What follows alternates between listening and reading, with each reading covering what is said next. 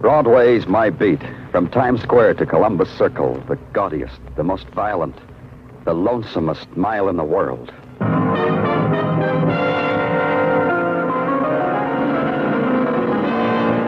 Broadway's My Beat, with Larry Thor as Detective Danny Clover.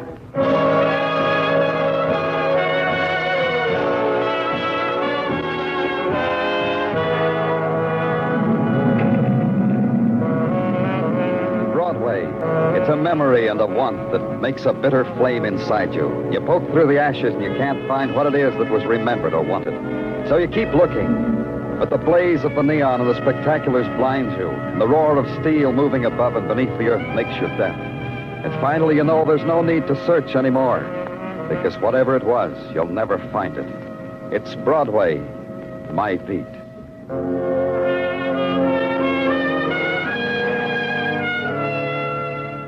You use the morning hours at police headquarters to tidy up, to dust off the old reports and polish up the new ones. You watch a derelict fly store up a few rays of sun against the time of its winter dying. And then someone opens your door. Mr. Clover, they told me I could talk to you. The woman is about 40. Her perfume is expensive. Her furs are expensive. And the black lizard purse with a jeweled clasp that sleeps under her arm looks fat and happy. But in her face and eyes, something frayed, something pinched.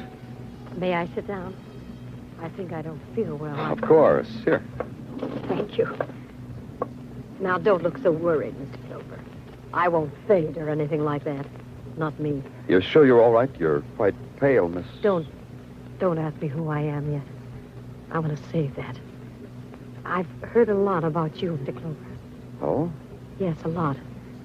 They say people can come to you. People like me, if they've got something to say to you. Maybe it would help if you told me who you were. Not now. Later. When I've said you my say. A woman can wait only so long, Mr. Clover. You know how it is. I don't understand. Only just so long for a man she promised to wait for. Then the years keep stretching out like a piece of old elastic, like anything that if you stretch it out too long, it'll snap. It'll break and sting your face. You know how it is. Will you get me some water, please? My mouth is dry. It's really dry, my... Oh, sure.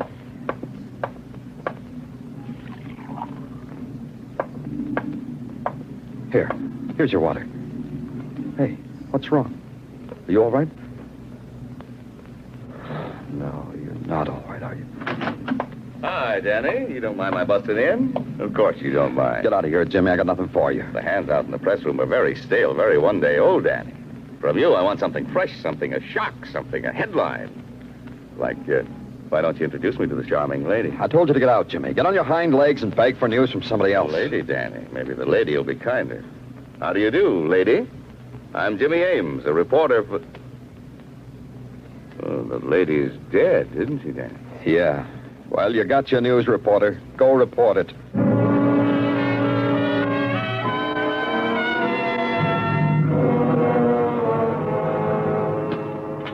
Well, how about it, Dr. Sinsky? Danny Clover, welcome to the precincts of the autopsy room. We have here... Don't sell me, and then give me the report on the woman who died in my office. What killed her? Poison killed her. What poison?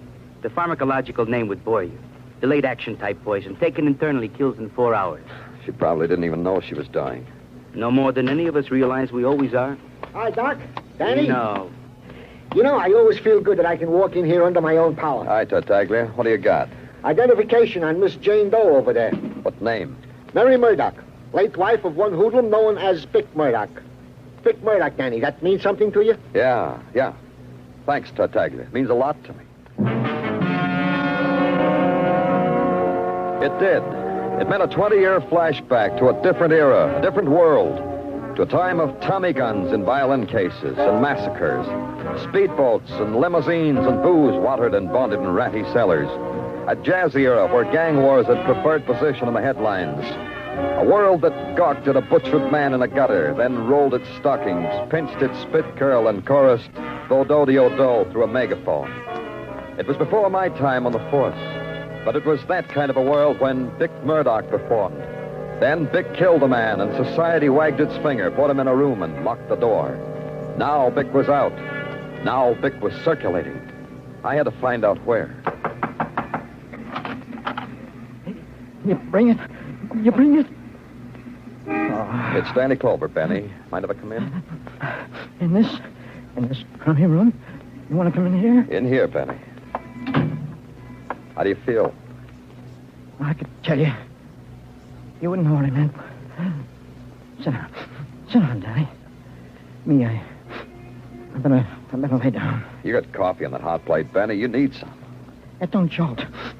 But read it to me. Sure.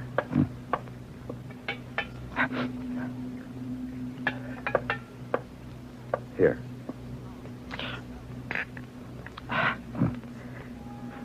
Why are you here, Danny? Vic Murdoch, Benny. Danny, you couldn't go away, come back? Someone's come. He's not here yet. Talk to me about Vic. It's only good for him. It's stolen. Some guys' lives wind up that way. Stolen. The guys get to be priests and policemen. Drink, Benny. Vic, you say? Uh-huh. He's out. Come down from Sing Sing to the city. I know that. I seen him, too. He ain't changed. Some guys live 20 years between seeing him. And they change. Get old. Something happens to their faces. Not Vic. He's scary. Not Vic. Where'd you see him? He went to a place. To a place in an alley. To a hole in the alley wall. Where? On First Avenue. Near East 49th. The first alley. The first door you come to on your right. Thanks. Let's go to my place of business, Benny. I've been there. It don't do no good. Let's go, Benny. We'll try again.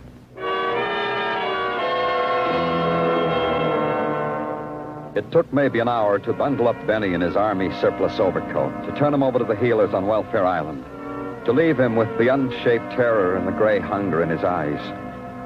Then to the first alley, the first hole on the right. An eye peeped out at you from a peephole. Splintered voice asked you who sent you. You told them, and a door was opened onto a world you thought was dead. The puppet-like women were dressed in the shapeless sacks that were fashionable for flappers in the 20s. The men they wore in their arms, pomaded and sleek as their patent leather pointed shoes, their double-breasted fawn-color vests. They danced in quick, silent spasms to the music of the 20s.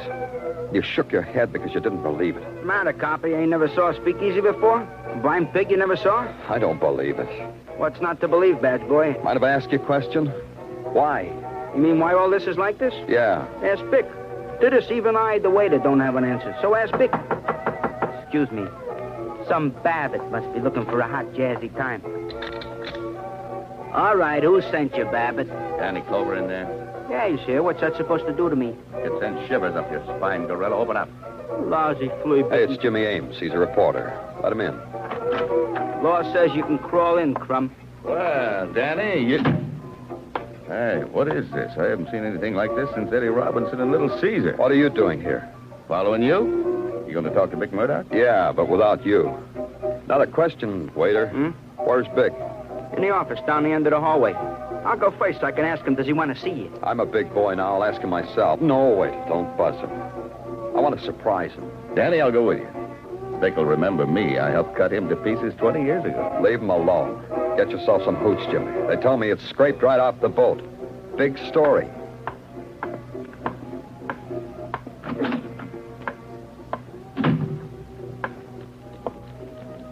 Who wants to see Vic Murdoch knocks on doors first and asks permission. This I've said many times. You were too many years away from me to hear it, Vic. A copper. I smell it from here. Not too close, Papa Vittorio. Maybe you heard, Copper, how I don't like aces from the police, especially when I'm getting my hair cut. Private barber's chair. Farewell gift from the boys at Sing Sing, Vic? Aces with a loose mouth, especially I don't like. Papa Vittorio, I told you once. So use the scissors. You can clip a happy. The waiter told me I should ask you a question, Vic. That Roaring Twenties movie out there. Why? The waiter told you to ask, so I'll answer you. Because 20 years ago, they put me in a cage. This made the world stop going around. What you see out there is how it was the world. I'm going to keep it that way until I catch up to 20 years. The 7,285 days you citizens cut out of me.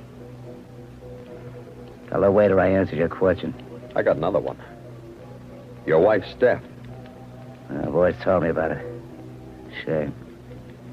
Mary was a good wife. They tell me. Your boys, copper. They find the key. Key? Key.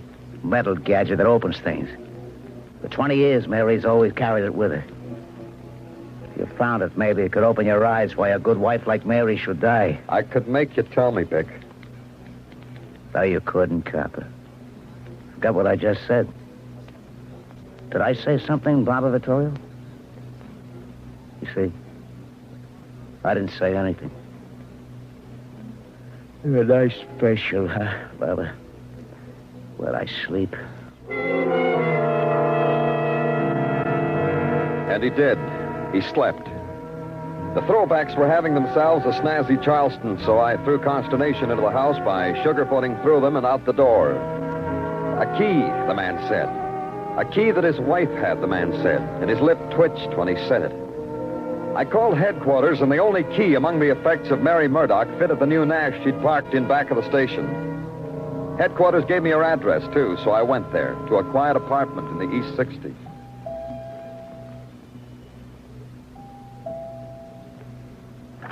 Yes?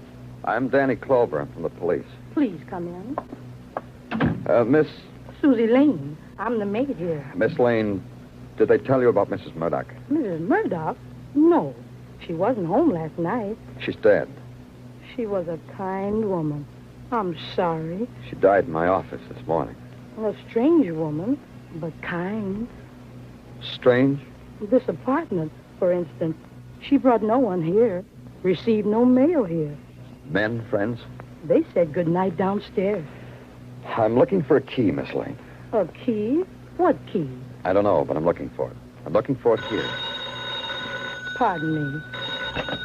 Hello? Yes? It's for you, Mr. Clover. Thanks. Danny Clover speaking. Don't look for the key no more, Clover. Who is this, Vic? Yeah. I got advice for you. Don't look for the key no more. It could open up a lot of pain. Changed your mind, haven't you? If you haven't found it, don't look for it. If you found it, throw it away. Wait a minute. Guy I want to see just walked into the office. Vic? Hello, Vic. Let's look for that key, Miss Lane.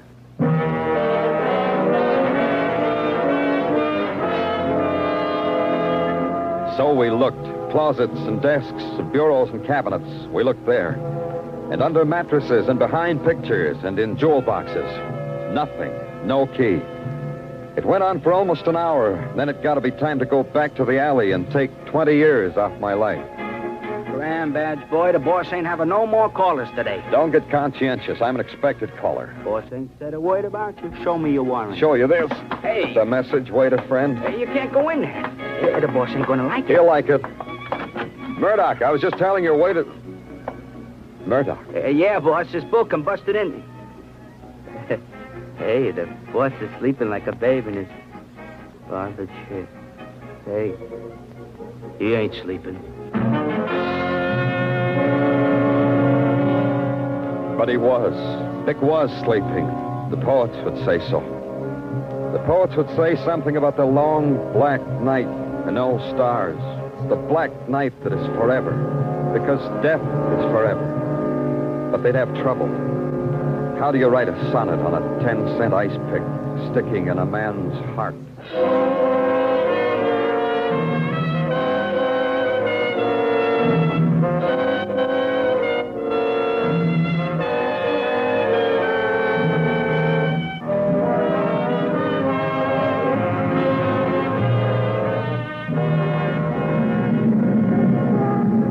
When it comes to starting off a new year, Broadway is sensible. It makes no promises to itself. It turns over no new leaves. That way it can grin over the current flock of killings and not make excuses for itself. A woman drops dead at police headquarters. That makes for a grade A grin. Her husband is murdered with an ice pick the same day. Broadway grins from ear to collective ear. double feature, admission-free, comedy of death, but sensational. And it goes on. The next morning, Broadway lines the curb, the funeral of Vic Murdoch, an oldie, a revival, but characters within the memory of dear old Dad. The procession was maybe a mile long, low-slung and black convertibles filled with flowers and mourners, and a brass band from Local 802. Maybe Vic enjoyed it. So many other people did, like the man who tapped my shoulder. A sight, huh, Danny? Jimmy Ames. Quite a production, huh? 5-star. Do funerals always make you this happy? This one will get a headline for 3 editions. The way I write it, maybe even 4. You've been stepping on my shadow, Jimmy. Yeah, I know. People die where Danny Clover goes. Hey, I haven't seen him since... Seen who? Guy in the pearl gray hat, the one in the procession. I know it's not polite, but point. This car passing, you know who that is, or was he too long ago for you? He doesn't register. Joe Miami. It surprises you. Make me surprised, too. Joe Miami, Danny. Dick Murdoch's pally. What's the pally doing now? Being a brother to men, a fat, respectable citizen. Last year, the word reached the press room that Joe Miami was elected president of the PTA of Public School 62. The boys laughed for a half hour straight until we realized we'd suddenly aged 20 years. Joe Miami, Jimmy. Where do I find him? Uptown, Danny. The Gotham Distributors. You can find him there, Danny.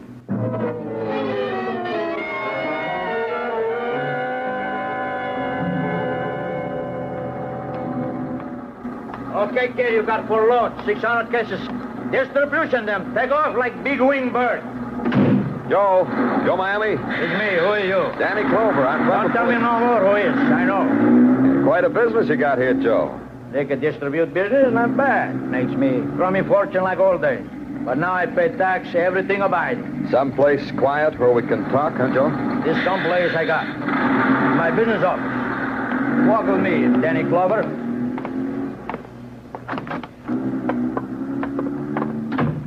I offer you something.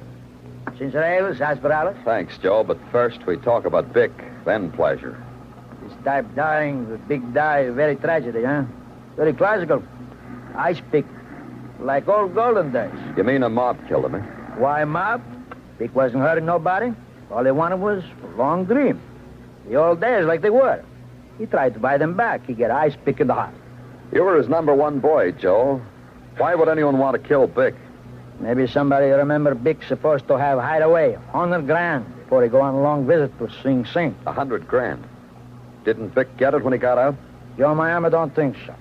If 100 grand is, maybe Vic left it where it was. Where was that, Joe? How would I know? I was only Vic's errand boy, not his wife. You mean his wife, Mary, knew where it was? You mean maybe she had a key? How do I know what I mean? I don't see Mary for 20 years. Vic don't like guys but to see Mary. Vic take care of Mary no matter what he is, even dead. You sure they don't want no sarsaparillas? Tell me about Mary. Oh, it was a lovely, nice wife. Tell me more. Lovely, nice wife for 18, 19 years. But in 20th year, since Vic was away, Mary found maybe new love, a new guy. Who was he? Who was he? Why should I care? But women put these things down in little black diaries, doesn't it? This is very classical also. Yeah. Thanks for everything, Abiding Joe. For what? You didn't touch drop sarsaparilla. I had an idea I was getting someplace now, but my footing wasn't secure. Someplace back down the line I'd walked too fast, skipped something. The matter of Mary Murdoch's mail company who said goodnight downstairs. Maids might know about that. Headquarters gave the address of Susie Lane, ex-mate of the late Mary Murdoch. The address of Susie Lane on 136th Street in Harlem. I went there, and the same man stepped on my shadow again. Don't look worried, Danny. You know you can't lose me. Be kind to newspaper guys, I always say. They write such wonderful bits. Somebody going to die again, Danny? No more. Well, that could be news, too. I'll come along. All right, but keep your hand over your mouth. Sure. In here? In here. Miss Lane. Door's open a little. Let's go in. Take your hand off the door. Miss Lane. Come on, let's go in. Hey, Susie. Hey, I told you not to... Look at this place, Danny. Like a big wind lived and died here. A mess. Yeah. What have you got? Blood. A pool of it on the rug. Maybe you're batting 1,000 after all. How'd you like to get battered right through that wall? Yeah? Trouble, huh? You add it up. You're a big newspaper man. Overturned furniture and a bloody rug. Look in the dinette, big newspaper man. Sure. What am I looking for? I don't know. Just look. Nothing in there, Danny. I'll try this closet. Yeah. Danny. Oh, no. When I opened the closet door, she was staring at me. She fell. The door must have been holding her up. Poor Susie Lane. She's dead. Huh? No. Not quite dead. I'm glad, Danny. I'm starting to worry about you.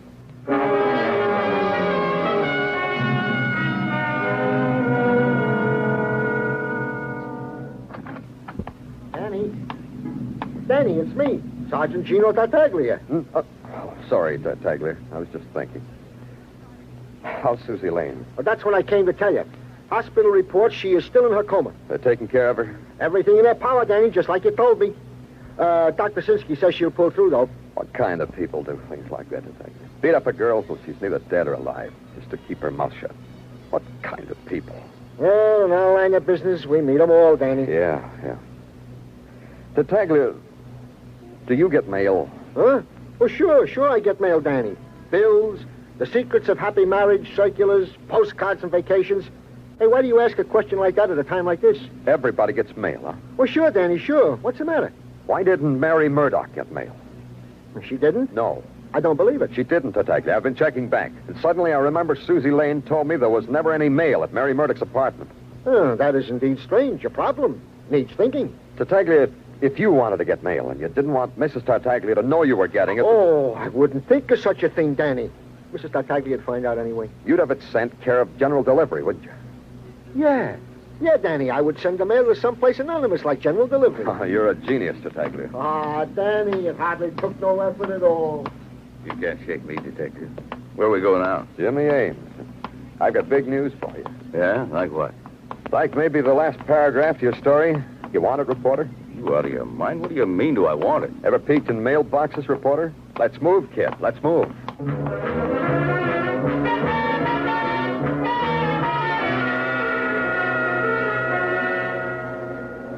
What can I do for you, sir? Is there any mail at General for Mrs. Mary Murdock? Mary Murdock? Your husband? He's a policeman. I'm a reporter. You're a policeman, sir? Yes. Here. Oh, of course. Just a minute.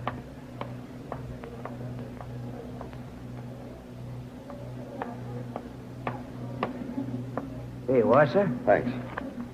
Yeah, not much mail, huh? Bill from Sachs, one from Bonwood. Yeah. Something, Danny? Something. We'll open the envelope and see. See? Key. She must have mailed it to herself. A key to what, then? Says here, kid, on the tag, the Wall Street Bank. Let's take a flyer on Wall Street, huh, reporter?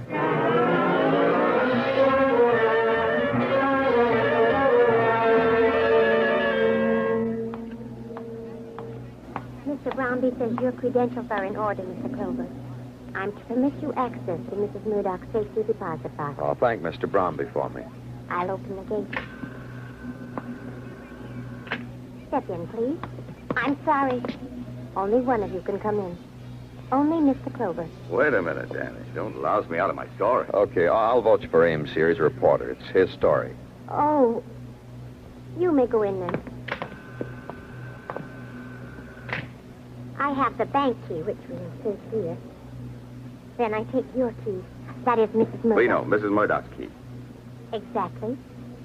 I insert it here. And here it is, Mr. Clover. Oh, thanks.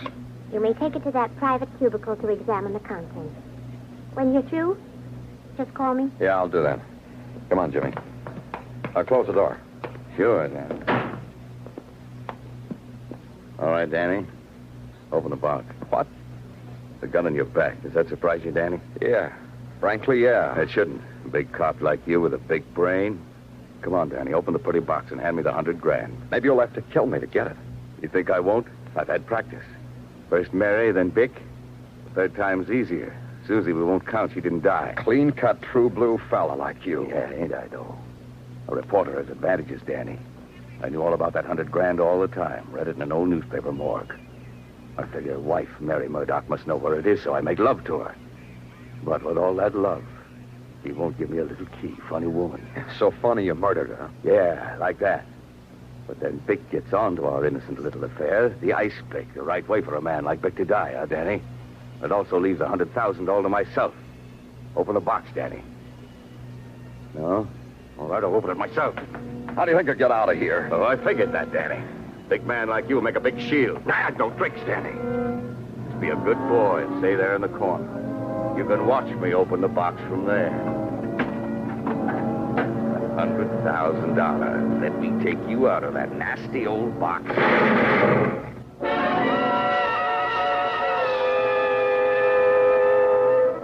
It was a big noise and a big scream. It got inside of me and wouldn't quit, but it had substance. It hoisted me up in the stratosphere and then let me drop 1,000,000 miles. Simple thing like a nun's cool fingertips brought me to. In a while, the hospital let me have visitors. A quiet talk about the death of Jimmy Ames.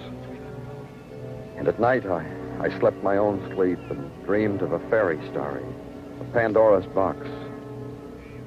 I had reason to.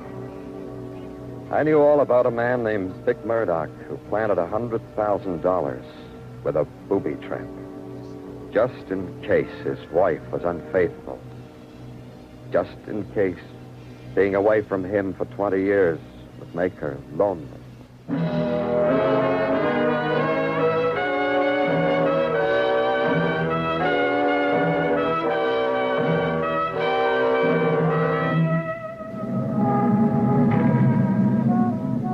Broadway's rearing on its haunches now, and it's wearing its comedian's face. It'll reach out and tickle you under the chin and make clucking noises, or it'll bang you across the mouth and get hysterical. Either way, you get hurt. It's Broadway, the gaudiest, the most violent, the lonesomest mile in the world. Broadway, my beat.